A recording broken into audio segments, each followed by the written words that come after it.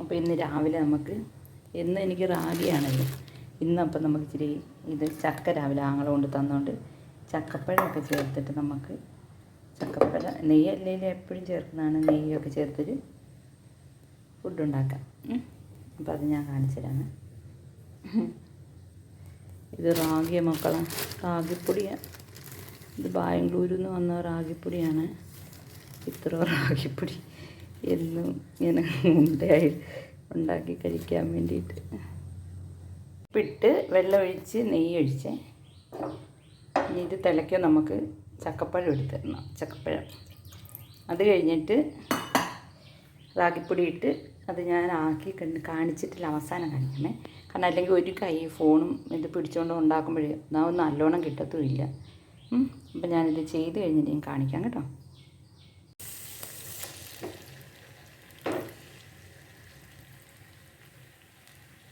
റാഗിപ്പൊടി എന്ന് പറയുന്നത് ഒരു വികാരമില്ലാത്തൊരു പൊടിയാണ്. ഇത് ആരോഗ്യം നോക്കുന്നവർക്ക് ഇത് നല്ലതാണ്. ടേസ്റ്റ് നോക്കി ആഹാരം കഴിക്കുന്നവർക്ക് ഇതത്ര നല്ലതുമല്ല. ടേസ്റ്റ് നോക്കി ആഹാരം കഴിക്കുന്നവർക്ക് ഇത് കൊള്ളത്തില്ല. അപ്പോൾ ഈ വികാരമില്ലാത്ത പൊടിയെ നമുക്ക് വികാരമുള്ള ചക്കയായിട്ട് യോജിപ്പിക്കുമ്പോൾ എങ്ങനെ ഇരിക്കും നമുക്ക് നോക്കാമേ. ചില ആഹാരങ്ങൾ അങ്ങനല്ലേ. ഓലൻ ഒരു വികാരമില്ലാത്ത കറി, പക്ഷെ എന്നാൽ ഓലൻ എല്ലാവരും ഇഷ്ടപ്പെടും അല്ലേ. ഞാൻ നല്ലോണം ഇളക്കട്ടെ മക്കളെ. അപ്പം കണ്ടോ റാഗിയൊക്കെ ആയി. അപ്പോൾ ഇത് കഴിക്കാനും നമുക്കൊരു രസമായിരിക്കും. സ്പൂൺ കൊണ്ട് ഇത് കോരി അങ്ങ് കഴിക്കണം.